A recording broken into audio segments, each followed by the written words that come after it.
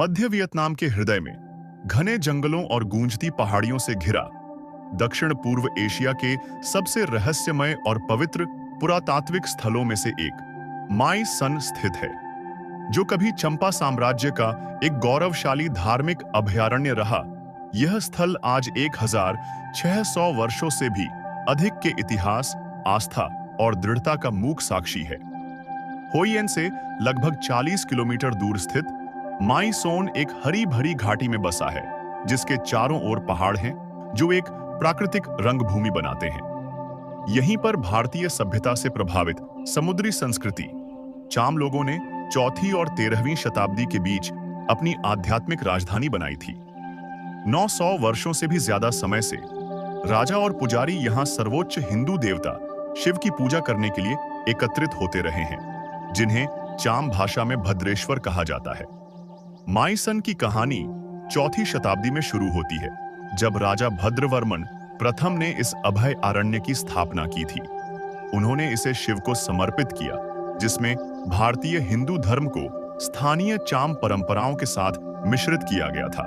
एक अनोखा मिश्रण जिसने वियतनाम के तट पर एक शक्तिशाली राज्य को जन्म दिया। चंपा लोग महान व्यापारी थे, जिन्होंने भारत, चीन और मलय द्वीप समूह को जोड़ा। व्यापार के माध्यम से न केवल धन संपत्ति आई, बल्कि धर्म, कला और वास्तुकला भी आई। ये सभी माई सन में फले फूले।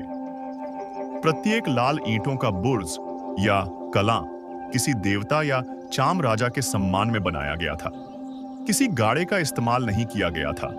ईंटें पूरी तरह से फिट और इस तरह से जुड़ी हुई थीं कि आधुनिक विज्ञान अभी भी इसे समझने के लिए संघर्ष करता है।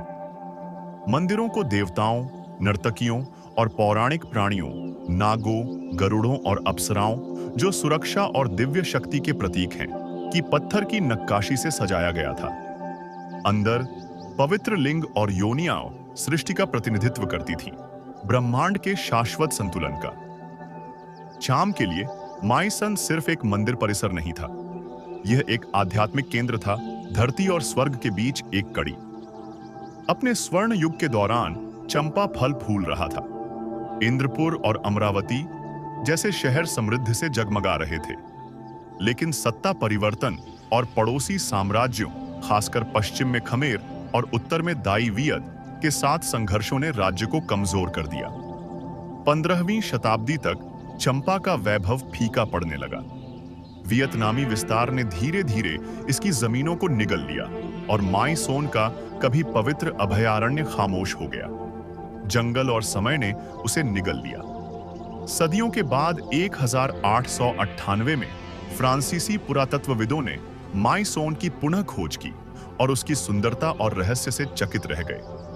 उन्होंने खंडहरों का दस्तावेजीकरण, संरक्षण और अध्ययन किया, जिससे चाम वास्तुकला की परिष्कृतता का पता चला।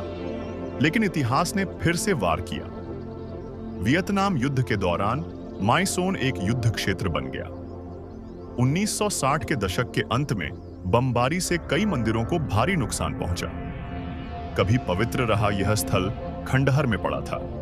टूटी हुई ईंटें एक जर्जर परिदृश्य में बिखरी हुई थीं। फिर भी विनाश से पुनरुद्धार आया। 1999 में यूनेस्को ने माई सन को विश्व धरोहर स्थल के रूप में मान्यता दी और इसे चंपा सभ्यता के आध्यात्मिक और राजनीतिक जीवन की एक अनूठी अभिव्यक्ति कहा। आज पारंपरिक चाम तकनीकों को आधुनिक संरक्षण विज्ञान के साथ मिलाकर पुनरुद्धार के प्रयास जारी हैं। धीरे धीरे खोए हुए मंदिर फिर से उठ खड़े होते हैं, गर्व और शांति से, उसी आकाश के नीचे जहां कभी प्राचीन पुजारियों के मंत्रोच्चार सुनाई देते थे। माई सन सिर्फ खंडहरों से कहीं बढ़कर है। यह एक याद दिलाता है कि सभ्यताएं उठती गिरती हैं, लेकिन उनकी आत्मा अमर रहती है।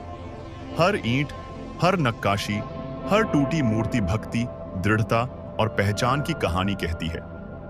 यहां घाटी की शांति में खड़े होकर आप लगभग ढोल की गूंज, धूप की खुशबू, शिव की प्रार्थनाओं की फुसफुसाहट सुन सकते हैं। समय के पार एक जुड़ाव। माई सन सिर्फ अतीत का एक अवशेष नहीं है, यह एक सेतु है वियतनाम की प्राचीन विरासत और उसकी जीवंत संस्कृति के बीच। एक पवित्र स्मृति जो धरती से पुनर्जन्म लेती है। और अभी भी जंगल की हवाओं में सांस ले रही है।